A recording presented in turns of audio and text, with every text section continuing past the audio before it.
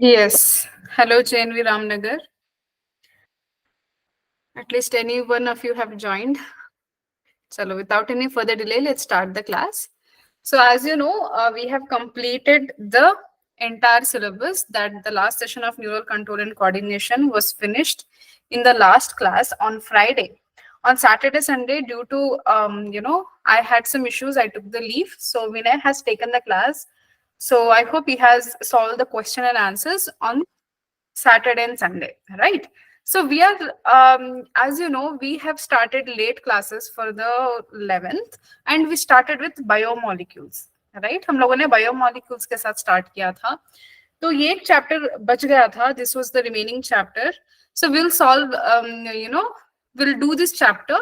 After completion of this chapter, we will go to the previous chapters which were remaining, okay, from the first semester which we couldn't complete. Okay जो हम लोग complete नहीं कर पाए थे वो units फिर हम लोग जाएंगे like after completing this chapter I will start with morphology of flowering plants anatomy of flowering plants and structural organisation ठीक है तो these chapters will start after that we'll again start with the kingdoms okay plant kingdom animal kingdom biological classification so with completion of that the entire syllabus of the 11th will be completed okay so without any further delay let's start the class yes okay. So just tell me one thing, this cell, the unit of life, it is a second semester chapter or first semester chapter? Write in the comment box.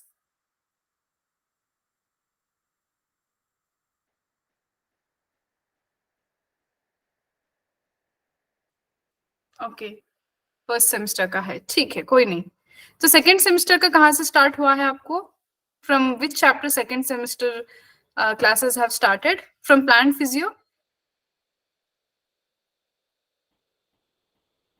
or cell cycle cell division from where exactly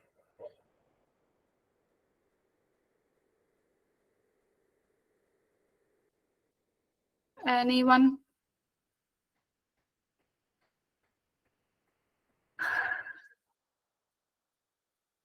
and which is the first chapter in bio in your 12th semester sorry in your second semester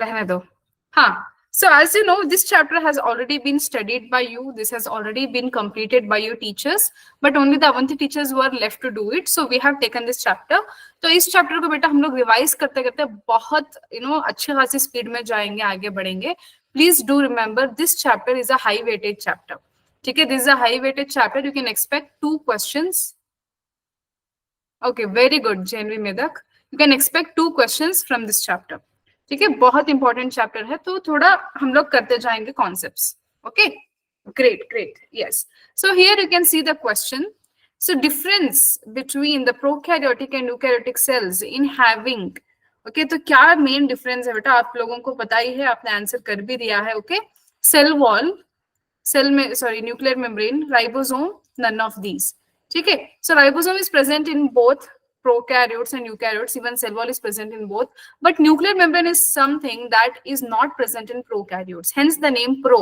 karyo refers to nucleus pro means primitive okay तो primitive nucleus है इसीलिए इनका नाम prokaryotes है true means u means true okay तो true nucleus इनमें होता है इसीलिए इनका नाम eukaryotes है ठीक है so the answer for this question is B that is nuclear membrane ठीक है so आपको पता है बेटा cell is what it is an fundamental structural and functional unit of all organisms ठीक है तो सारे ही लिविंग ऑर्गेनिजम्स का ये एक फंडामेंटल यूनिट है स्ट्रक्चरल एंड फंक्शनल यूनिट है ठीक है चलो सो यहाँ पे आप लोगों को साइंटिस्ट के नाम भी याद रखने हैं okay Robert Hooke discovered the cell okay these questions will be arised you might be thinking ma'am ये भी पूछेगा क्या हाँ बिल्कुल पूछ सकता है ठीक है तो you have to remember this who discovered what ठीक है Robert Hooke discovered the cell and Anton von Leeuwenhoek first observed and described a live cell ठीक है तो लाइव सेल कैसे देखा था क्या देखा था ये सब कुछ डिस्क्रिप्शन आपको मिल जाएगा ठीक है इन योर एनसीईआरटी बुक्स अगर एनसीईआरटी बुक्स में ज्यादा डिटेल नहीं है तो आपको फर्दर डिटेल्स मिल जाएगा but that is not much needed ठीक है So the invention of compound and electron microscopes revealed the structural details of the cell. बेटा आपको पता ही होगा जो हमारा सेल है जो आज हम लोग पढ़ रहे हैं which is a basic unit तो ये हमको कैसे हम लोग स्टडी कर पाए okay how this was made possible तो बेटा ये पॉसिबल हुआ था with the invention of microscopes, ठीक है। तो माइक्रोस्कोप्स जब इन्वेंट हुए, जैसे कंपाउंड माइक्रोस्कोप है, इलेक्ट्रॉन माइक्रोस्कोप है, इनके हेल्प से हम लोगों ने सेल को बहुत अच्छे से स्टडी की है। बेटा आपने देखा होगा, आपके लैब में भी होगा, simple microscope and compound microscope. Okay, electron तो नहीं होगा। ओके, बाइनोक्यूलर हो सकता है, जैसे यहाँ पे देख रहे हो आप in this diagram, this is a binocular, ये बाइनोक्यूलर माइक्रोस्कोप है, ये होता है, ठीक है। हम लोग जब एमएससी कर रहे थे तो हमारे पास ये सबके पास हुआ करता था, एक बंदे को एक ऐसा बाइनोक्यूलर माइक्रोस्कोप मिलता था, ठीक है। कंपाउंड माइक्रोस्कोप तो मामूली है, ओके, तो जो आप लाइट एडजस्ट करके करते हो ना, okay, so that is compound microscope. Another one there is a simple microscope.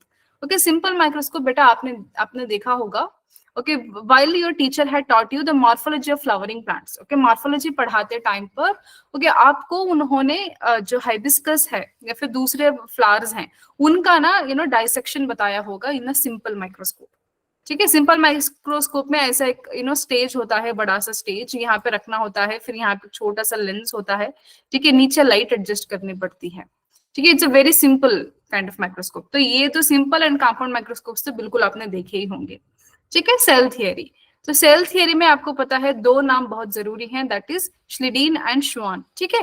तो श्लिडीन ने क्या किया था, he observed the plants are composed of cell. इन्होंने फर्स्ट ऑब्जर्व किया कि हाँ भाई जो प्लांट के सेल्स हैं वो क्या है, सॉरी प्लांट्स हैं वो कंपोज्ड ऑफ सेल्स हैं, ठीक है। जो भी अपने प्लांट्स हैं, आप देख रहे हो ना प्लांट्स ये कैसे बने हैं, सेल से बने हैं, ये बताया था हमारे श्लिडीन भाई साहब ने, ठीक है। Theodor Schwann had reported that the cells had a thin outer layer, which we call it as a plasma membrane. He also found that the plant cells have cell wall. ठीक है, he contributed to a very basic understanding जो बहुत important भी है, ठीक है। तो what Schwann reported, cells had a thin outer layer, we call it as a plasma membrane. You know that, right? So plasma membrane is a very important membrane to all the living organisms. सारे living organisms में बहुत important layer है.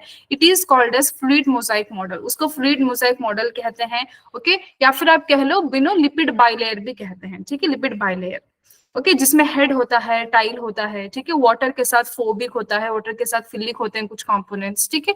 आप सब लोगों ने ये पढ़ा है, लेकिन इस चैप्टर में और डिटेल में मैं बताऊंगी, ठीक है। तो इन्होंने बताया था कि प्लाज्मा मेम्ब्रेन होती है जो बहुत थिन लेयर होती है। इसके अलावा उन्होंने बताया था कि he also found the plant cells have a cell wall, जो एनिमल सेल्स में एब्सेंट होती है, एनिमल सेल्स में एब्सेंट होती है, प्लांट सेल्स में प्रेजेंट होती है, ठीक है। ये दो मेन चीजें इन्होंने बताई थी श्वान ने। He also proposed a hypothesis. So you must know the difference between a theory and a hypothesis.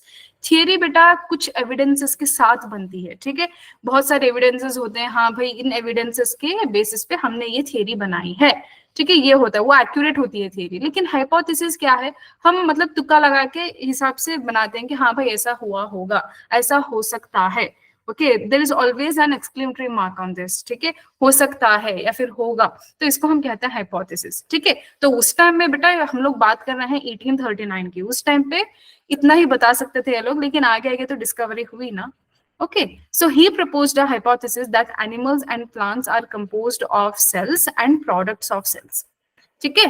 तो इन्होंने ये बहुत इंपॉर्टेंट बात बताई थी, animals and plants are composed of cells, ठीक है। अभी भी हम लोग वही पढ़ रहे हैं ना, cells is the basic unit, बिना सेल के तो कुछ रहेगा ही नहीं, है ना। So apart from that, there is another important scientist जिनका नाम है Rudolf Virchow. He explained that cells are divided and new cells are formed from the pre-existing cells. Okay, he modified the cell theory.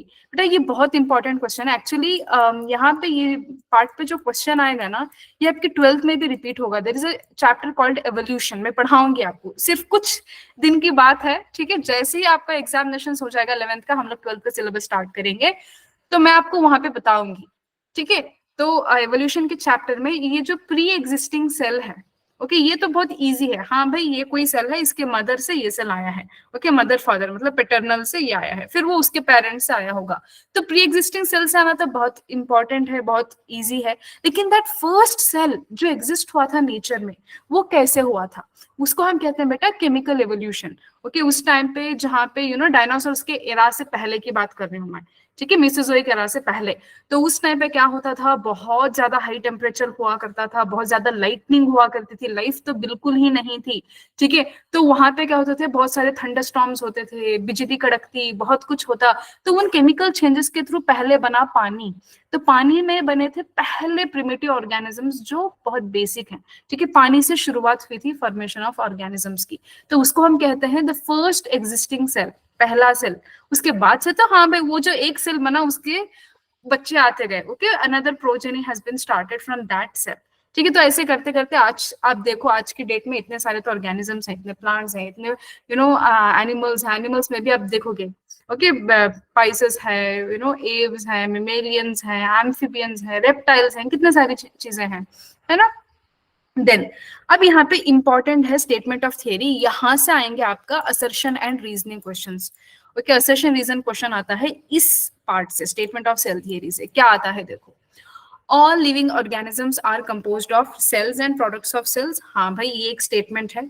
इसके अलावा all cells arise from pre existing cells. इन दोनों sentence को गांठ बांध लो, बहुत important है। Cell theory के दो बहुत इंपॉर्टेंट स्टेटमेंट्स हैं, ठीक है।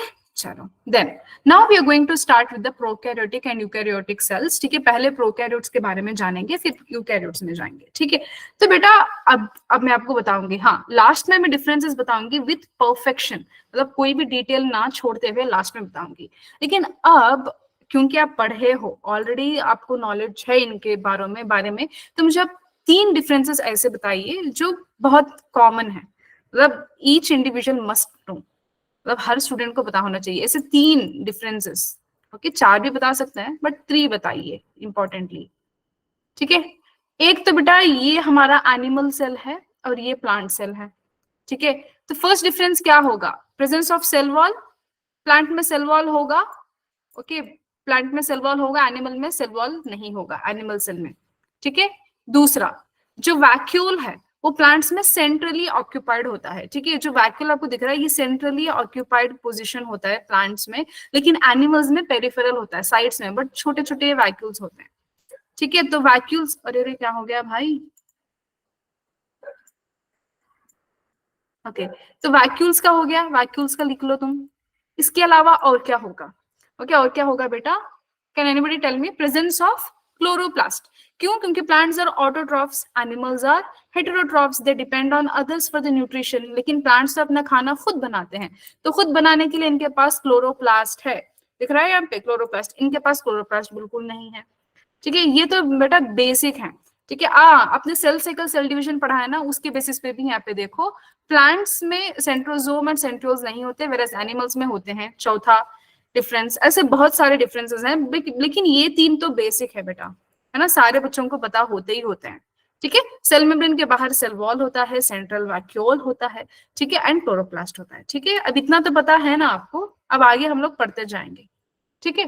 चलो, नाउ ऑल सेल कंटेन्स, ठीक है, सारे ही सेल्स में क्या होता है, cytoplasm and ribosome. Okay, cytoplasm क्या है, एक सेमी फ्लूइड मैट्रिक्स है जो सारे सेलुलर एक्टिविटीज करती है। जैसे क्या, सेलुलर एक्टिविटीज जैसे क्या बेटा, देखो ये क्या कराता है, जो भी फूड या फिर कोई भी एक न्यूट्रिएंट है एक सेल के अंदर, तो उसको बहुत ज्यादा, अब देखो प्रोकैरियोटिक सेल की बात हो रही है, अगर हम मल्टी सेलुलर की बात करते तो वो अलग ही केस होता, बट प्रोकैरियोट्स में बेटा एक सेल है, जैसे मानो एक सेल है, तो एक सेल में बहुत कुछ होना है ना, everything has to be done in that each cell.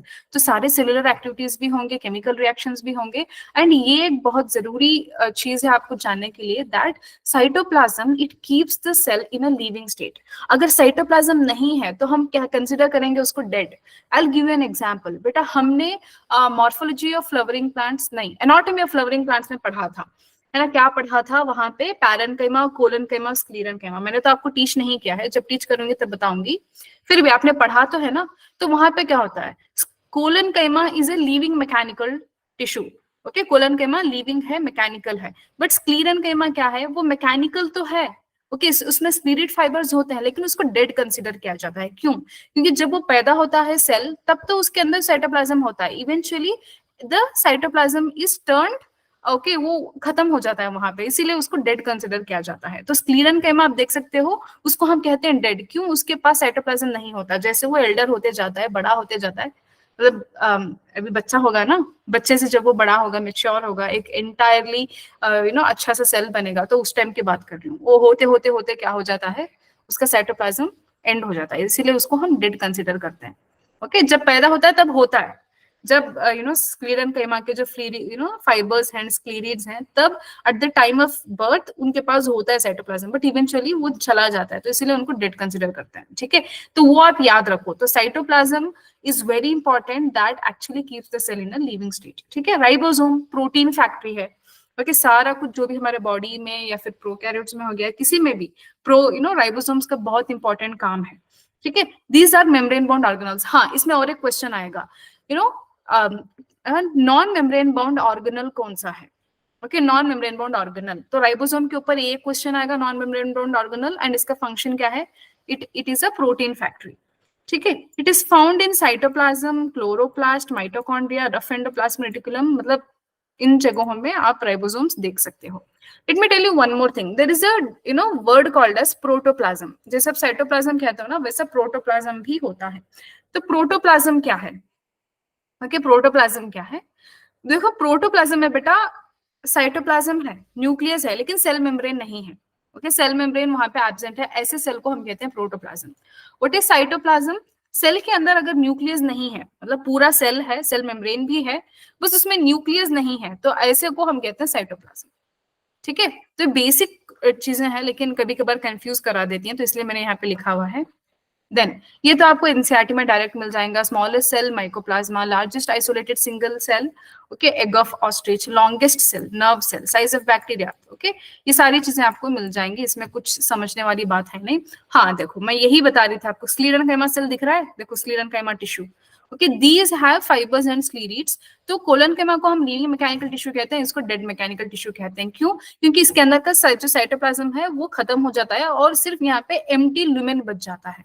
ठीक है, जो लुमेन है अंदर, ओके वो खाली लुमेन रह जाता है, तो इसलिए इसको डेड कंसिडर किया जाता है। ठीक है, so that you need to know. Now cells are of two types, ठीक है डेफिनेटली। तो यहाँ पे हम लोग देखते हैं प्रोकैरियोट्स। अब आपको बताना चाहिए, यहाँ पे भी क्वेश्चन आएगा, कॉमन कौन सा है दोनों सेल्स में? कॉमन कौन से थे? अब वो किया हमने, एक साइटोप्लाज्म रहेगा, एक राइबोसोम रहेगा, दो कॉमन है, एनिमल हो प्लांट सेल हो, लेकिन एंड फिर यूकैरियोट्स में भी, ओके यूकैरियोट्स प्रोकैरियोट्स में भी। ठीक है, वो भी याद रखो, प्रोकैरियोट्स हो यूकैरियोट्स हो, राइबोसोम दोनों में रहेंगे, साइटोप्लाज्म दोनों में रहेगा। ठीक है, तभी हम लोग प्रोकैरियोट्स के बारे में थोड़ा देख रहे हैं। These are non no membrane bound nucleus. ठीक है, इनके पास क्या होगा? न्यूक्लियस तो होगा, लेकिन मेम्ब्रेन बाउंड नहीं होगा। यही तो हमारा फर्स्ट क्वेश्चन था। एंड ऑर्गेनल्स भी नहीं होते।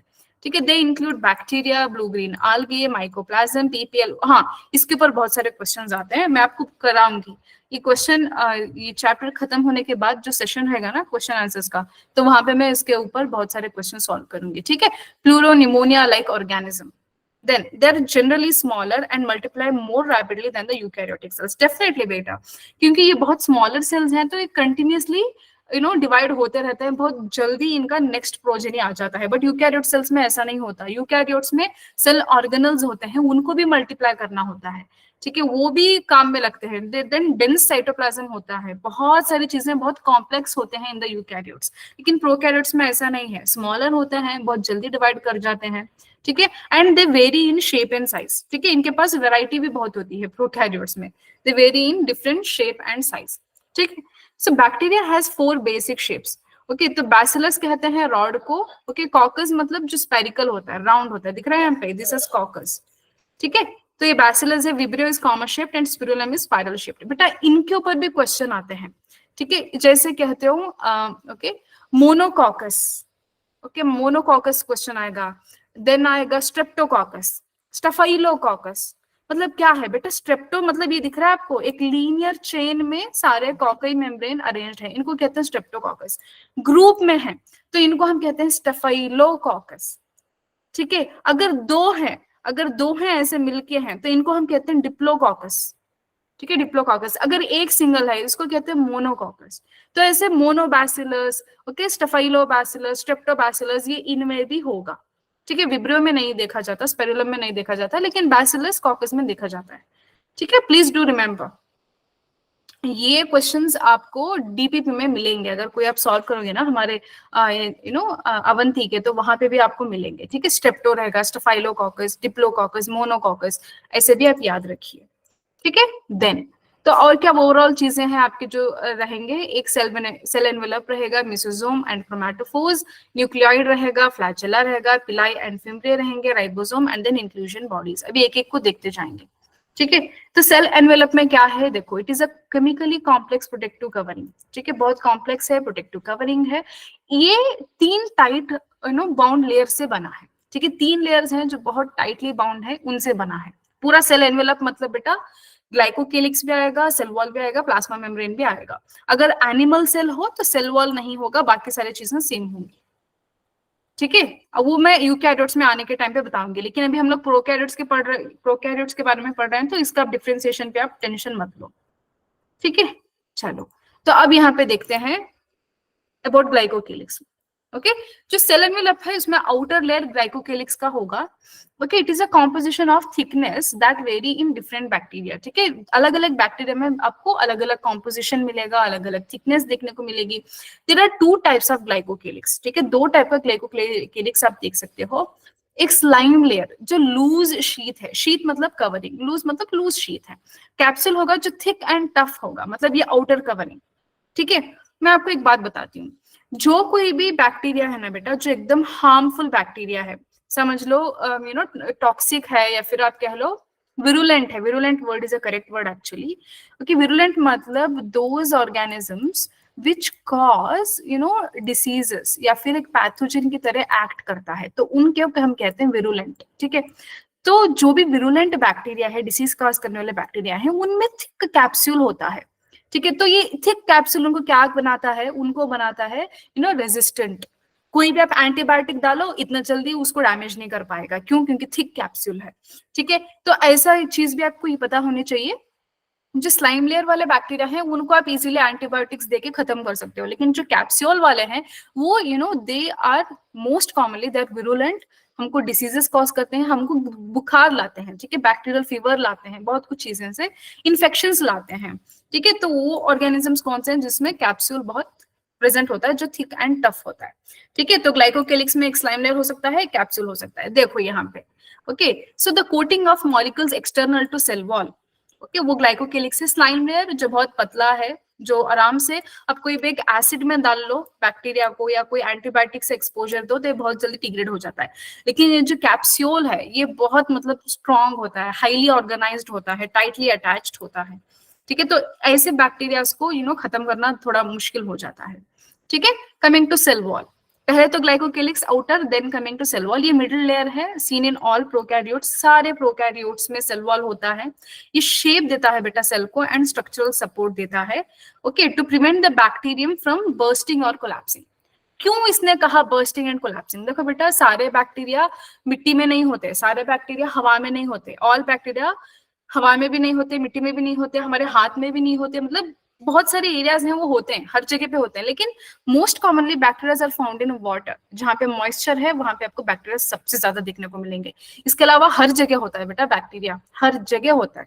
ओके, हर जगह, लिटिल आपके स्किन पे होगा, आपके फेस पे होगा, आपके लिप्स पे होगा, आपके बालों में होगा, हर जगह होते हैं। ठीक है, मैंने माइक्रोबायोलॉजी की है मेरी ग्रेजुएशन में, तो it has been my favourite topic. Microbiology मतलब फेवरेट सब्जेक्ट था। तो आपको मैं क्या बताऊं बेटा, माइक्रोबायोलॉजी का एक ऐसा वर्ल्ड है ना, आप देखोगे तो दंग रह जाओगे। ठीक है, हर जगह पे होते हैं बेटा ये, हर जगह पे। लेकिन there is a good thing also, इनमें गुड भी होते हैं, इनमें बैड भी होते हैं। लेकिन हमारे बॉडी में जब आप जैसे समझ लो छाछ पीते हो, दही खाते हो, तो इससे लैक्टोबैसिलाई बढ़ता है, हमारे बॉडी में गुड बैक्टीरिया बनते हैं, हमारी गट हेल्थ अच्छी होती है। गट हेल्थ मतलब हमारे इंटेस्टाइन की हेल्थ। बेटा आपको पता होगा हमारे इंटेस्टाइन को सेकेंड ब्रेन कहते हैं। ओके, आपने डाइजेशन एब्जॉर्प्शन का चैप्टर नहीं किया है तो शायद आपको पता नहीं होगा, तो उसको सेकेंड ब्रेन कहते हैं। क्यों? क्योंकि आपका ब्रेन जैसा काम करता है ना, वैसे इंटेस्टाइन काम करता है। जिस बंदे ने अनहेल्दी खाया, इंटेस्टाइन को एकदम गंदा रखा, अनहेल्दी रखा, तो वो बेटा वो इंसान भी अनहेल्दी हो जाएगा बहुत दिनों में। वो मतलब भगवान से जाके हाय भी बोल देगा। ठीक है, तो इसीलिए बहुत जरूरी है कि आपका गट हेल्थ अच्छे से मेंटेन हो, तो वहां पे गुड बैक्टीरिया हो। इसीलिए आपको बटर मिल्क कंज्यूम करना चाहिए, योगर्ट कंज्यूम करना चाहिए, ठीक है, कर्ड को कंज्यूम करना चाहिए। और जो फर्मेंटेटेड फूड है जैसे पिकल्स हो गया, जैसे कोरिया में किमची खाते हैं लोग, ऐसी चीजें आपको खानी चाहिए। ठीक है, तो अब मैं आपको बता रही थी, इनके पास सेल वॉल होता है to prevent the bacteria from bursting. बेटा जब ये पानी में होंगे तो इनके बीच में ऑस्मो रेगुलेशन होगा। ठीक है, कहीं पे आयोनिक कॉन्सेंट्रेशन हो, सॉल्ट कॉन्सेंट्रेशन हो, अंदर कुछ होगा बाहर कुछ होगा, इनमें ग्रेडियंट बनेगा। ठीक है, अब समझ लो कहीं ग्रेडियंट इनमें इक्वल हो गया, ओके इक्वल हो गया, तो ऐसे केसेस में हो सकता है कि प्रॉब्लम हो जाए। ओके, या फिर ऐसा हो जाए कि अंदर डाइल्यूशन बढ़ जाए, सेल बर्स्ट हो जाए, कोलैप्स हो जाए। तो इन सारी चीजों को प्रिवेंट करने के लिए सेल वॉल होता है। ठीक है, अब वेरी इंपॉर्टेंट चीज जो हमेशा पूछी जाती है, ओके हमेशा नहीं, 90% ऑफ द टाइम्स तो पूछी जाती है। ठीक है, तो अभी यहाँ पे देख लो तुम। ओके, हमारा जो बैक्टीरिया है, ओके बैक्टीरिया है वो डिवाइड हुआ है बेटा दो टाइप्स में, gram positive gram negative. It is divided based on two things. Okay, दो चीजों पे डिवाइड होता है ग्राम पॉजिटिव ग्राम नेगेटिव का बैक्टीरिया। एक होता है बेटा based on the composition of cell wall. Cell wall जो है वो ग्राम पॉजिटिव में अलग होती है, ग्राम नेगेटिव में अलग होती है। इसके अलावा जो स्टेनिंग प्रोसेस हम करते हैं ना, ओके स्टेनिंग, अभी मैं उसका डिस्क्रिप्शन दूंगी आपको। तो स्टेनिंग टेक्निक में, ग्राम्स स्टेनिंग में अलग टाइप का वो परफॉर्म करते हैं। ठीक है, तो ये भी एक क्वेश्चन है बेटा, it's a previous year question actually, अभी जो मैं बता रही हूँ ना वो आपको प्रीवियस ईयर क्वेश्चन है। ओके, तो ग्राम पॉजिटिव ग्राम नेगेटिव बैक्टीरिया और classified or separated based on what? Okay, based on the composition of cell wall and how they react to the gram stain। दो पॉइंट्स हैं यहाँ पे। ठीक है, अभी यहाँ पे देख लो बेटा, ये ग्राम पॉजिटिव का बैक्टीरिया है। ओके, इस बैक्टीरिया का सेल वॉल देखो तुम, ये पूरा सेल वॉल है, दिख रहा है आपको, ये पूरा ऊपर से नीचे तक सेल वॉल है। तो अब सेल वॉल में आपको क्या दिखेगा? उससे पहले तो यहाँ पे सेल मेम्ब्रेन होगा, इनर लेयर। सेल मेम्ब्रेन हमेशा होता है, इनर होता है, इसके बाहर सेल वॉल होता है। तो सेल वॉल में बेटा यहाँ पे देख लो पेप्टाइडोग्लाइकन होता है। Peptidoglycan is made up of नाम एंड नाग। ठीक है, नाम एंड नाग इसके यूनिट्स हैं पेप्टाइडोग्लाइकन के। Okay, what is NAM? N acetyl muramic acid and N acetyl glucosamine. ये दो यूनिट बहुत ज्यादा जरूरी हैं। ठीक है, इन दोनों यूनिट से मिलके बना होता है पेप्टाइडोग्लाइकन। तो cell wall of prokaryotes is made up of peptidoglycan. ठीक है, या फिर कह लो bacteria, to be precise bacteria. ठीक है, तो यहाँ पे ग्राम पॉजिटिव में ऐसा है, देखो यहाँ पे नाम है, नाग है, फिर यहाँ पे पेप्टाइड बॉन्ड्स हैं। ठीक है, पेप्टाइड बॉन्ड्स हैं जो उनको बना के रखा है, जोड़ के रखा है। ठीक है, तो यहाँ पे बहुत सारी चीजें ऐसी होती हैं। अब तुम देख लो ग्राम नेगेटिव बैक्टीरिया। ठीक है, ग्राम नेगेटिव बैक्टीरिया में क्या है? इसमें भी प्लाज्मा मेम्ब्रेन है, सेल मेम्ब्रेन जिसको हम कहते हैं इनर मोस्ट लेयर। इसके बाहर यहाँ पे भी पेप्टाइडोग्लाइकन है, यहाँ पे भी पेप्टाइडोग्लाइकन है, लेकिन यहाँ का जो पेप्टाइडोग्लाइकन है ना, ये बहुत थिन है, वेरी थिन पेप्टाइडोग्लाइकन। किसकी बात हो रही है? सेल नेगेटिव की, ग्राम नेगेटिव की। ग्राम पॉजिटिव में थिक पेप्टाइडोग्लाइकन था, पॉजिटिव में थिक पेप्टाइडोग्लाइकन, नेगेटिव में थिन पेप्टाइडोग्लाइकन। थिन के ऊपर एक एक्स्ट्रा मेम्ब्रेन होती है ग्राम नेगेटिव में, जिसको हम कहते हैं outer membrane. Okay, outer membrane, okay outer membrane का प्रेजेंस होता है। क्लियर? तो यहाँ पे डिफरेंस देखो, तुमको समझ आ जाएगा। ये ग्राम पॉजिटिव है, ये भी ग्राम पॉजिटिव, ये ग्राम नेगेटिव है, ये भी ग्राम नेगेटिव है। ये साइटोप्लाज्मिक मेम्ब्रेन मतलब जो नॉर्मल लिपिड बाइलेयर होता है वो है, इसके ऊपर पेप्टाइडोग्लाइकन जो वेरी थिक है। ठीक है, थिक है। तो इसके साथ साथ यहाँ पे टिकोइक एसिड प्रेजेंट होते हैं। ठीक है, वो चीज आप याद रख सकते हो, रखो, नहीं तो भी चल जाएगा, कोई बात नहीं। लेकिन इंपॉर्टेंट चीज ये है, ग्राम पॉजिटिव में थिक पेप्टाइडोग्लाइकन है, NAM and NAG are its units. Gram negative में इनर मेम्ब्रेन है, दैट इज साइटोप्लाज्मिक मेम्ब्रेन कह लो, या फिर सेल मेम्ब्रेन कह लो, प्लाज्मा मेम्ब्रेन कह लो। पेप्टाइडोग्लाइकन देखो बहुत पतली पेप्टाइडोग्लाइकन है, उसके ऊपर एक outer layer. Okay, outer membrane, outer membrane में यहाँ पे लिपोप्रोटीन रहेंगे, पोरिन्स रहेंगे, एक्वा चैनल्स रहेंगे, बहुत कुछ रहेगा। ठीक है, ये मेन डिफरेंस है in the cell wall. Peptidoglycan मोटा है पॉजिटिव में, नेगेटिव में बहुत पतला है। ठीक है, अब देखो, अब based on the types of cell envelope and response to gram staining, देखा ये क्वेश्चन है। ठीक है, ये क्वेश्चन मैं अभी जो बताया ना प्रीवियस ईयर क्वेश्चन का, देखो यहाँ पे भी इस सेंटेंस में भी आप देख सकते हो। ठीक है, so bacteria are of two types, एक ग्राम पॉजिटिव है, ग्राम नेगेटिव है। पॉजिटिव कौन है? They take up and retain the gram stain, मतलब जब आप ग्राम स्टेन डालोगे तो ये क्या करेंगे? ग्राम स्टेन को एब्जॉर्ब करेंगे एंड रखेंगे। आप अल्कोहल में डाल के धो लो सेल को, बैक्टीरिया को, कुछ भी नहीं होगा, स्टेन रिटेन करेगा। लेकिन ग्राम नेगेटिव में क्या होगा, आप जब इसको अल्कोहल के साथ एक्सपोज देते हो, एक्सपोजर करते हो, तो सारा स्टेन ये छोड़ देता है, ग्राम नेगेटिव। तो इसका सिंपल रीजन क्या है बेटा, मैं आपको बताती हूँ। सिंपल रीजन, ग्राम पॉजिटिव में पेप्टाइडोग्लाइकन है जो थिक है, और ये जो थिक पेप्टाइडोग्लाइकन है जिसमें नाम है नाग एकदम ऐसा इंटरलिंक्ड कनेक्टेड थे, तो इनमें आप कोई भी स्टेन दे दो बेटा, वो क्या करेंगे, कोई भी नहीं, ग्राम स्टेन की एग्जांपल हो रही है, ग्राम स्टेन आप देते हो तो वहां पे क्या होगा, थिक लेयर थी तो एकदम से एब्जॉर्ब करके बैठेगा, चिपकाए हुए रखेगा। ग्राम नेगेटिव में क्या होता है, वेरी थिन लेयर है, तो बहुत जल्दी स्टेन को छोड़ भी देता है ये। ठीक है, तो ऐसे याद रखो। अब आपको पूछ सकते हैं कि हाँ भाई ग्राम स्टेनिंग आखिर है क्या चीज। देखो, अब यहाँ पे ग्राम स्टेनिंग प्रोसेस में क्या होता है, सबसे पहले आपको लेना होता है एक क्लीन ग्लास लाइट। ठीक है, क्लीन ग्लास लाइट ले लिया, इसके ऊपर आपने डाल दिया बेटा लैक्टोबैसिलस। ओके, लैक्टोबैसिलस आपको कहाँ पे मिलेगा, आपको छाछ बटर मिल्क में मिलेगा। ठीक है, बटर मिल्क क्या है आपको पता है ना, आपने कर्ड को क्या करना है, थोड़ा उसको ग्राइंड करना है। ग्राइंड मतलब ऐसे मिक्सर में भी डाल के कर सकते हो, उसके अदरवाइज वो एक ऐसा होता है वुड का, लकड़ी जैसा, उस पे भी हिला हिला के उसको करते हैं छाछ में कन्वर्ट। ठीक है, तो दैट उसका थोड़ा आपने ले लिया, थोड़ा वो छाछ ले लिया, यहाँ पे स्प्रेड कर लिया। ठीक है, तो स्प्रेड करने के बाद नीचे यहाँ पे बंसन बर्नर रखो, यहाँ पे फ्लेम में इसको थोड़ा ऐसे हीट करो। ऐसा नहीं कि एकदम से एकदम हीट करके रेड हॉट करना है इसको, ऐसे नहीं, बस थोड़ा ऐसा उसके ऊपर थोड़ा ऐसा लेफ्ट राइट 2 सेकंड के लिए किया, तो क्या हो जाएगा, जो लैक्टोबैसिलस बैक्टीरिया है यहाँ पे वो फिक्स हो जाएंगे। ओके, स्लाइड पे फिक्स हो जाएंगे। अब फिक्स क्यों करना है, क्योंकि अब बार बार यहाँ पे अल्कोहल डालोगे, दूसरे दूसरे स्टेन्स डालोगे, वो फिर वो बह ना जाए।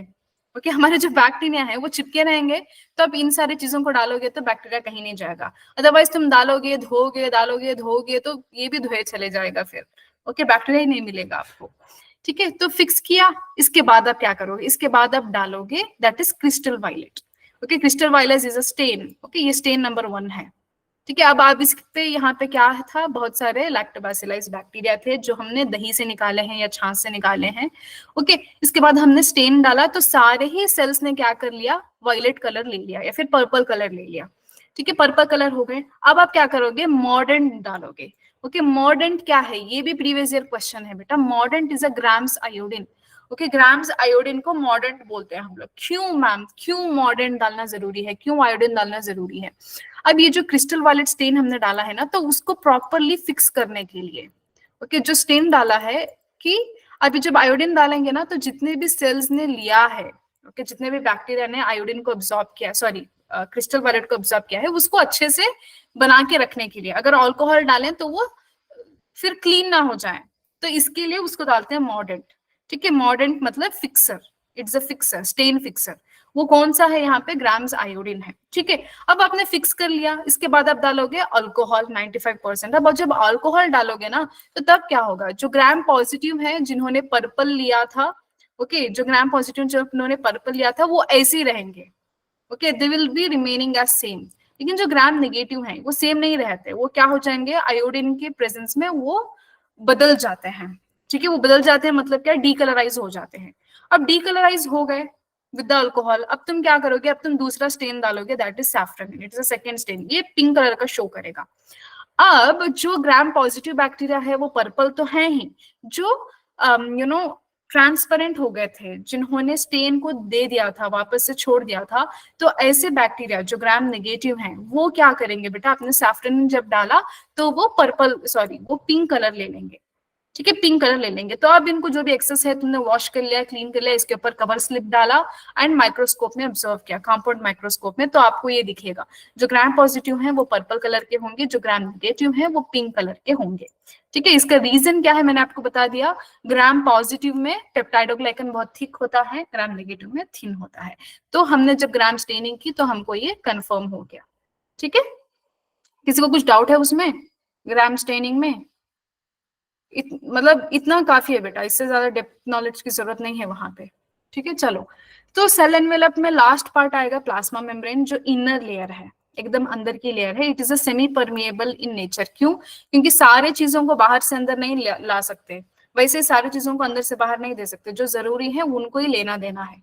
ठीक है, then it is structurally similar to the eukaryotes. मतलब आप प्लाज्मा मेम्ब्रेन ना बेटा, आप प्रोकैरियोट्स में देख लो, यूकैरियोट्स में देख लो, न्यूक्लियर मेम्ब्रेन में देख लो, एंड देन ऑर्गेनल्स के सेल मेम्ब्रेन में देखो, जहां कहीं पे भी आपका प्लाज्मा मेम्ब्रेन या सेल मेम्ब्रेन आता है वो सेम चीज का बना हुआ होता है, लिपिड बाइलेयर। ठीक है, चाहे प्रोकैरियोट हो, चाहे यूकैरियोट हो, चाहे ऑर्गेनल्स का सेल मेम्ब्रेन हो, ठीक है, चाहे न्यूक्लियस का सेल मेम्ब्रेन हो, सारे में यही होता है। ठीक है, यही प्लाज्मा मेम्ब्रेन होता है। अब देखो स्ट्रक्चर इसका, तो यहाँ पे इनसाइड है, ये इनसाइड साइटोप्लाज्म है, ये बाहर है, और ये लिपिड बाइलेयर है। ठीक है, दिख रहा है आपको स्ट्रक्चर? तो यहाँ पे क्या क्या चीजें हैं देखते जाओ, अभी एक एक करके मैं बताते जाऊंगी यहाँ पे। अच्छा, तो मैंने यहाँ पे थोड़ा डिस्क्रिप्टिव करके दिखाया है आपको। तो यहाँ पे सबसे पहली चीज बेटा आपको देखागा, lipid bilayer. Okay, lipid bilayer है। ठीक है, तो यहाँ पे हाइड्रोफोबिक टेल्स हैं एंड देन हाइड्रोफिलिक हेड्स हैं। ठीक है, तो जो वाटर लविंग है वो हेड है, जो वाटर से डरते हैं वो फोबिक जो है वो अंदर होते हैं, वो टेल्स हैं। ठीक है, इनका स्ट्रक्चर मैंने आपको बायोमोलिक्यूल्स में बताया था, जब मैं बायोमोलिक्यूल सबसे पहला चैप्टर जो मैंने आपको करवाया था उसमें इसका स्ट्रक्चर बताया है। ठीक है, तो ये है लिपिड बाइलेयर। ठीक है, जो लिपिड के बने हैं, 2 लेयर के हैं। इसके अलावा यहाँ पे बहुत सारे प्रोटीन्स हैं। ठीक है, प्रोटीन्स का काम क्या है, यहाँ पे ये बना रहे हैं ट्रांसपोर्ट चैनल्स, ओके, या फिर ट्रांसपोर्ट प्रोटीन कह लो। ठीक है, तो यहाँ से कुछ ना कुछ कॉम्पोजिशन यहाँ पे ट्रांसफर करते हैं, अंदर से बाहर, बाहर से अंदर। ठीक है, तो इसके अलावा यहाँ पे कार्बोहाइड्रेट चेन्स होते हैं। ठीक है, कार्बोहाइड्रेट चेन्स, ओके, ये चीजें आपको पता होनी चाहिए। इसके अलावा कोलेस्ट्रॉल होता है। ठीक है, कोलेस्ट्रॉल भी होता है, बहुत सारी चीजें। ठीक है, ये बेटा आपको मैं ना जब प्रॉब्लम सॉल्व करेंगे ना तब आपको 2 क्वेश्चंस ऐसे डालूंगी जहां पे आपको पूरा कॉन्सेप्ट क्लियर हो जाएगा। ठीक है, तो अभी के लिए आप इतना देख लो तो भी इसमें काफी है। ठीक है, चलो, तो अभी हम पढ़ते हैं बेटा मेसोसोम एंड क्रोमैटोफोर्स। ठीक है, सी ये जो है ना ये स्ट्रक्चर ये बहुत इंपॉर्टेंट है, इसके ऊपर क्वेश्चंस आते हैं, लेकिन इसको मैं जब क्वेश्चन सॉल्व करेंगे ना तब करवाऊंगी, तब अच्छे से और डेप्थ नॉलेज दूंगी। ठीक है, अभी हमारा सिलेबस कंप्लीट करने वाला टारगेट है, तो इसीलिए थोड़ा हम लोग इन चीजों पे देख रहे हैं। ठीक है, सो मेसोसोम क्या है? Okay, mesosome is a structure which is formed in the internal to the plasma membrane, मतलब प्लाज्मा मेम्ब्रेन में ही है, प्लाज्मा मेम्ब्रेन का ही एक लेयर है, लेकिन ये अंदर की तरफ ऐसा इनफोल्डिंग बना हुआ है, इसको हम कहते हैं मेसोसोम। दिख रहा है यहाँ पे इनफोल्डिंग ऑफ प्लाज्मा मेम्ब्रेन। ठीक है, तो इसमें आप देख सकते हो वेसिकल्स, ट्यूब्यूल्स एंड लैमेले। ठीक बेटा, आपको पता होना चाहिए। ओके, ट्यूब्यूल्स, वेसिकल्स और लैमेले में क्या डिफरेंस है? बेटा वेसिकल्स मतलब राउंड होते हैं। ठीक है, ट्यूब्यूल्स माने ऐसे कुछ होते हैं, ये ऐसे ऐसे ऐसे, जैसे गोल्गी apparatus में आप देखते हो ना, ऐसे कुछ होते हैं। ठीक है, लैमेला मतलब एकदम ऐसा, इसको हम कहते हैं लैमेले। ओके, आप गोल्गी apparatus में इन दोनों को देखते हो, वेसिकल्स को भी, ट्यूब्यूल्स को भी। ठीक है, इसी तरीके से मेसोसोम में भी ये प्रेजेंट होते हैं। ठीक है, चलो अभी फंक्शंस देख लो। तो फंक्शंस क्या है मेसोसोम के? ये सेल वॉल के फॉर्मेशन में हेल्प करते हैं, डीएनए का रेप्लिकेशन में हेल्प करता है, and then for the distribution of chromosomes to daughter cells. ठीक है, अभी क्रोमोसोम्स का डिस्ट्रीब्यूशन करना जरूरी है, सेल साइकिल और सेल डिवीजन में हमने पढ़ा था। ठीक है, तो उसमें भी बहुत ज्यादा जरूरी है, and then for respiration and secretion to increase the surface area of the plasma membrane and the enzymatic content. ठीक है, इतने फंक्शंस यहाँ पे मैंने क्यों दिए हैं, क्योंकि मेसोसोम के ऊपर ना बहुत बार आपको डाउट्स रहते हैं, कंफ्यूजन रहता है। ठीक है, तो इतना आप देख लो, इतना काफी है। ठीक है, दिस मच इज एनफ। बेटा इस चैप्टर में ऐसे समझाने वाली चीज, ऐसा कोई मैकेनिज्म वाली चीज तो नहीं है, लेकिन आपको याद रखने वाली चीजें बहुत होती हैं। ठीक है, यहाँ पे दिख रहा है ये वेसिकल्स हैं, ये ट्यूब्यूल्स हैं, देखा ऐसे ट्यूब्यूल्स इरेगुलरली प्रेजेंट होते हैं। अभी लैमेला मतलब ऐसे ऐसे ऐसे होते हैं। ठीक है, इनको हम कहते हैं लैमेलेस। ये मेसोसोम है, इट्स अ बैक्टीरियल मेसोसोम। ठीक है, देन अभी आप देखोगे नेक्स्ट यहाँ पे, सो इन द सेल ऑर्गेनल दूसरा आएगा क्रोमैटोफोर्स। जब आप पढ़ते हो बेटा क्रोमैटोफोर्स, आपको क्या समझ में आता है? Chromato means colour, okay, phore means something which is bearing. Okay, आप बेटा आपने पढ़ा होगा इन द बायोलॉजिकल क्लासिफिकेशन। ठीक है, वहां पे आपने पढ़ा होगा कोनिडियोफोर। ओके, कोनिडियोफोर ऐसी चीजें पढ़े होंगे। तो क्या है? कोनिडिया इज अ स्पोर, तो स्पोर बेरिंग स्ट्रक्चर को हम कहते हैं कोनिडियोफोर। इसी तरीके से क्रोमैटोफोर मतलब पिगमेंट कंटेनिंग स्ट्रक्चर। ठीक है, तो ये देखो, these are pigment containing membranous infolding in some prokaryotes. Example हो गया साइनोबैक्टीरिया। ठीक है, साइनोबैक्टीरिया का एग्जांपल ले लो। ठीक है, देन न्यूक्लियोइड, ये बहुत इंपॉर्टेंट है, यहाँ से क्वेश्चंस आप एक्सपेक्ट कर सकते हो। ठीक है, तो न्यूक्लियोइड क्या है? Okay, it is formed of non membranous, देखा non membranous circular genomic DNA, circular genomic DNA वो सिंगल क्रोमोसोम हो सकता है या फिर genetic material, and it also has protein. ये बहुत इंपॉर्टेंट चीज है बेटा। न्यूक्लियोइड में जो प्रोटीन है ना वो अलग है, यूकैरियोट्स में प्रोटीन होता है उसको हम कहते हैं हिस्टोन प्रोटीन। ओके, यूकैरियोट्स में डीएनए के साथ हिस्टोन प्रोटीन होता है, वेराज आप जब प्रोकैरियोट्स की बात करते हो तो सेलुलर जीनोमिक डीएनए होता है, जिसमें आप ऐसे देख लो सिंगल क्रोमोसोम रहेगा, सर्कुलर रहेगा। बेटा give me a second, just give me a second.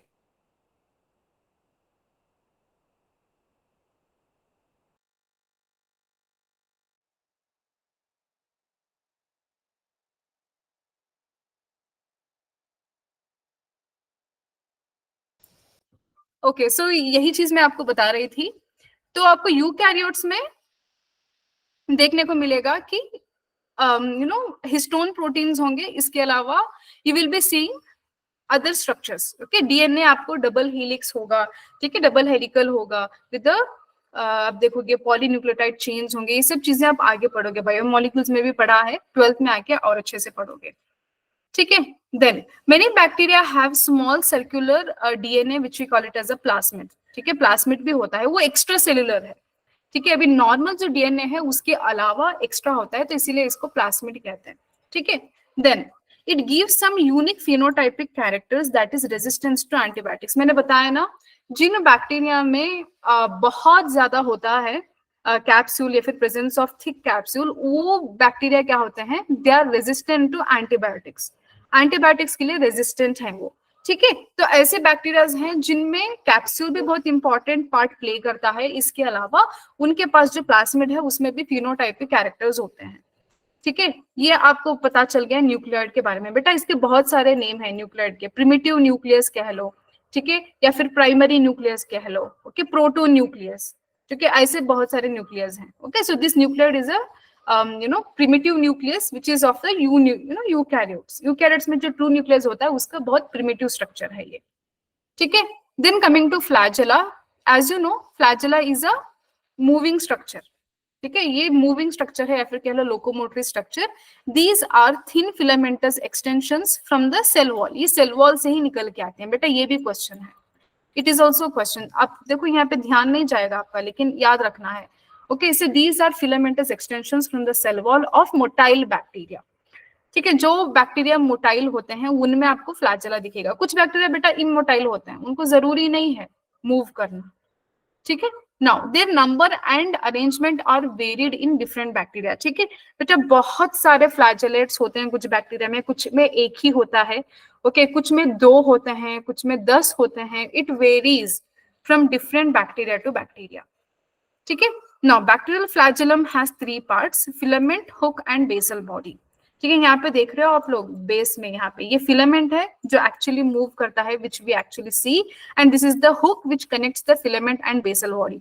Okay, basal body में जैसे समझ लो यहाँ पे एक मोटर फिक्स है, ओके। अभी मोटर होता है, आपने बैठा है कभी मोटर शिप में, ओके, मोटर बोट में, तो क्या होता है बेटा, मोटर जब ऑन करते हो तो पानी घूमता है, आप आगे बढ़ते हो। इसी तरीके से बेसल बॉडी में एक मोटर फिक्स होता है, जब ये घूमता है फ्लैजेला मूव होता है एंड बैक्टीरिया विल मूव, ठीक है। The filament is the longest portion and extends from the cell surface to the outside, ठीक है। तो सेल सरफेस से बाहर की तरफ एक्सटेंड करता है, ठीक है। बेटा इतना आपको पता होना चाहिए। Now there is a very good difference between a flagella, pili and fimbriae. ये भी एक इंपॉर्टेंट क्वेश्चन है जो आपको नीट में आएगा, ठीक है। क्या है पिलाई इज फॉर द, ये एक स्पेशल स्ट्रक्चर है बेटा जो स्पेशल प्रोटीन से बना होता है जिसका नाम है पाइलिन। तो ये करता है कॉन्जुगेशन। अब जिन बच्चों को नहीं पता कि कॉन्जुगेशन क्या है, बेटा 2 बैक्टीरिया के बीच में समझ लो एक सेक्सुअल रिप्रोडक्शन है इसमें, ठीक है। ऐसे 2 बैक्टीरियाज होते हैं जो अगल बगल में ऐसे रुक जाते हैं, ठीक है। इनके बीच में पाइल जो पिल्लस कहते हैं या फिर पिल्लाई, तो ये एक्सटेंड होके एक पाइलर ट्यूब बनाता है, ठीक है, एक पाइलर ट्यूब बनाता है, ठीक है। दोनों में प्लास्मिड होते हैं, ठीक है। समझ लो अभी क्या होता है, ये पॉजिटिव है, ये नेगेटिव है, ठीक है। तो इसमें बेटा न्यूक्लियोइड है एंड देन सर्कुलर प्लास्मिड है। अब इसमें न्यूक्लियोइड है लेकिन समझ लो प्लास्मिड नहीं है, ओके। अब ये क्या करेगा, हमारा जो प्लास्मिड है ना वो दो लेयर का बना होता है। Okay, it is of two layer. तो इन टू लेयर्स में जो एक प्लाज्मिड का लेयर होगा ना, वो यहाँ से शिफ्ट हो जाएगा दूसरे की तरफ। अब एक लेयर जो आया है प्लाज्मिड का, वो अल्टीमेटली डबल लेयर बना देगा, और यहाँ पे जो एक लेयर खत्म हुआ था वो दूसरा भी बन जाएगा। तो इस तरीके से इसको हम कहते हैं actually conjugation, which is sexual reproduction का कैरेक्टर शो करता है इन अ बैक्टीरिया। ठीक है, सिर्फ इसके लिए काम आता है बेटा पिल्लाई, इसके अलावा दूसरा कोई रोल नहीं है पिल्लाई का। ठीक है, प्लीज याद रखो, ये मूवमेंट में हेल्प नहीं करते, लोकोमोशन में हेल्प नहीं करते। whereas fimbriae, these are very small bristle like structures। Bristle मतलब छोटे छोटे, हेयर भी नहीं कह सकते, हेयर कहेंगे तो वो सीलिया आ जाएगा। ओके, ब्रिसल एकदम से मतलब जैसे आपका टूथब्रश में होता है ना हेयर्स, वैसे छोटे छोटे छोटे समझ लो तुम। ओके, वो ब्रिसल्स हैं। Those bristles like fibres sprouting out of the cell. ठीक है, सेल्स के बाहर आप देख सकते हो। तो ये किस लिए जरूरी है? For the bacteria to attach with the substratum. समझ लो आपके हाथ के ऊपर बैक्टीरिया है, अब हाथ के ऊपर वो कैसे चिपका है? With the help of fimbriae. अगर उस बैक्टीरिया में फिम्ब्रिए नहीं होगा तो वो मुश्किल हो जाएगा ना फिर बैक्टीरिया के लिए। तो ठीक है, ये चीज आप याद रखो, Pillai is for conjugation, fimbriae is for the attachment, either it is your host body और इट इज कहीं पे भी अगर पानी में है तो कोई रॉक है, कोई स्ट्रीम है, कोई पत्ता हो सकता है, कोई झाड़ हो सकता है। ठीक है, only flagella is for the locomotion. Coming to ribosomes, ठीक है, they are associated with the plasma membrane of prokaryotes. ठीक है, तो they are associated with what? Plasma membrane of prokaryotes. ठीक है, दे आर अबाउट 15 नैनोमीटर। ठीक है, 15 nanometer by 20 nanometer in size. बेटा ये वेरी हो सकता है, ठीक है, इट्स नॉट कांस्टेंट। लाइक तुम ऐसे नहीं कह सकते कि हाँ भाई 15 नैनोमीटर ही होगा, वेरी करेगा। ठीक है, बट इंपॉर्टेंट चीज ये, बहुत बार ये भी बच्चे कंफ्यूज हो जाते हैं, पता करो, याद रखो। ओके, जो राइबोसोम्स प्रोकैरियोट्स में होते हैं वो कौन से हैं? वो 50s and 30s। Okay, 50s सब यूनिट होता है, 30s सब यूनिट होता है, and they together form the prokaryotic ribosome, that is 70s। अब एक चीज मैं आपको बताऊंगी, इनको ऐड करके नहीं बनता भाई, ये ना, ये पता नहीं बहुत सारे बच्चों का कंफ्यूजन रहता है कि 50-30 को ऐड करो तो 70, ऐसे। एक्चुअली ऐड करने पे नहीं, ये आपको कंफ्यूजन होगा यूकैरियोटिक में। अब देखो, जैसे यहाँ पे दिखा रही हूँ आपको मैं। ओके, यहाँ पे यूकैरियोटिक में देखो। ओके, यहाँ पे भी, यहाँ पे भी। ओके, तो इन दोनों को ऐड करो या कुछ तुम ऐसा मल्टीप्लाई करो, ऐसा इससे नहीं बनता भाई टोटल यूनिट। ठीक है, तो ये बनता है, इसका अलग ही होता है बेटा, जिसको हम कहते हैं सेडिमेंटेशन कोएफिशिएंट। ठीक है, मैं कभी आपको इन डिटेल बताऊंगी, जब हम लोग प्रॉब्लम सॉल्व करेंगे ना, तो ऐसे क्वेश्चन लूंगी मैं, तो वहां पे मैं बताऊंगी। ठीक है, हम लोग इनका सेंट्रीफ्यूज करते हैं। ठीक है, सेंट्रीफ्यूज मतलब क्या, मैंने आपको बहुत बार बताया व्हाट इज सेंट्रीफ्यूज।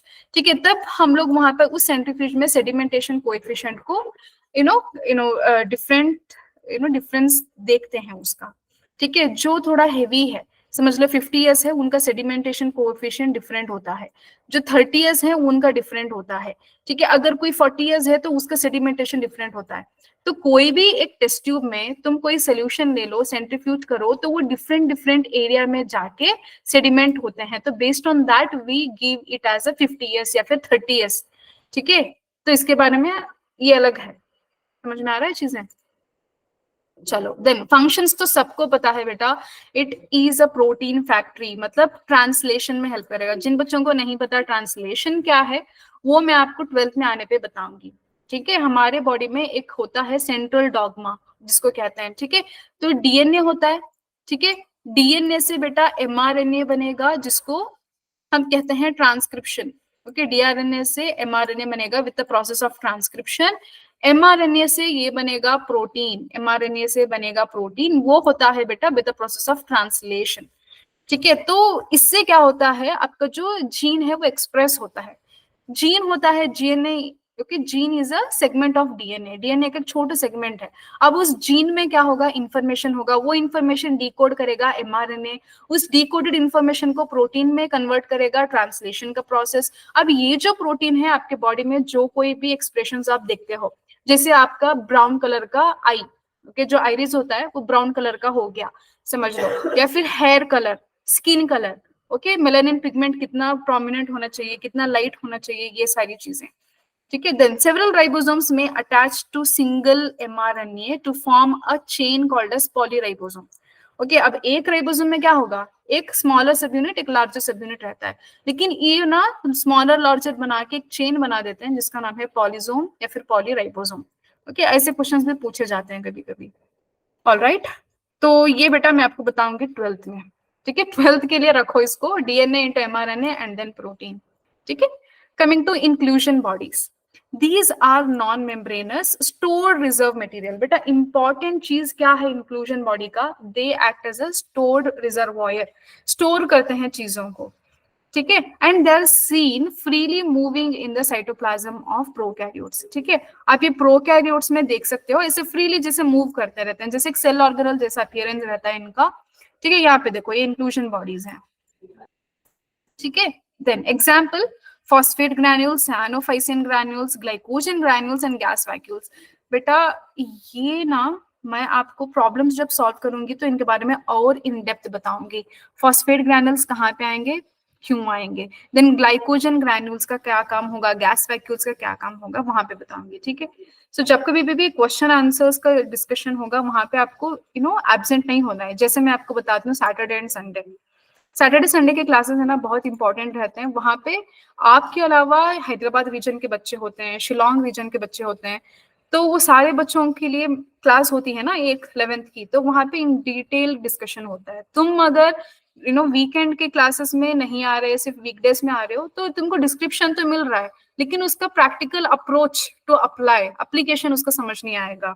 ठीक है, इसीलिए वहां पे तुम प्रेजेंट रहना सैटरडे संडे की क्लास में। ठीक है, gas vacuoles are found in blue green purple and green photosynthetic bacteria. ठीक है, देन यूकैरियोट्स बचा है, इसको हम लोग कल करेंगे। ठीक है, we will start this tomorrow.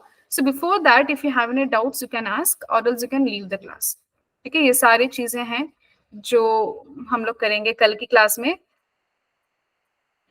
चलो यहाँ पे कुछ क्वेश्चन है, which of the following will determine the shape of the cells and provide a strong structural support to prevent the bacterium from bursting और कोलैप्सिंग।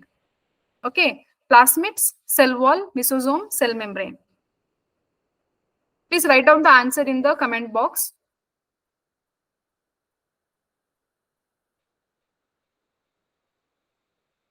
अब ये भी मैंने किया है, क्या सो रहे थे क्या तुम लोग? जागो भाई जागो, क्लास खत्म होने को आई।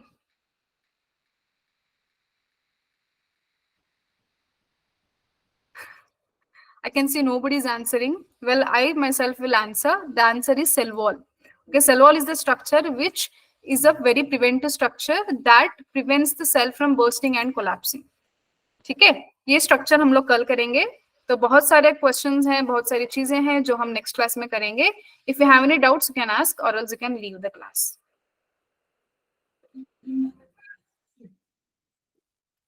Thank you so much for attending the class. See you tomorrow.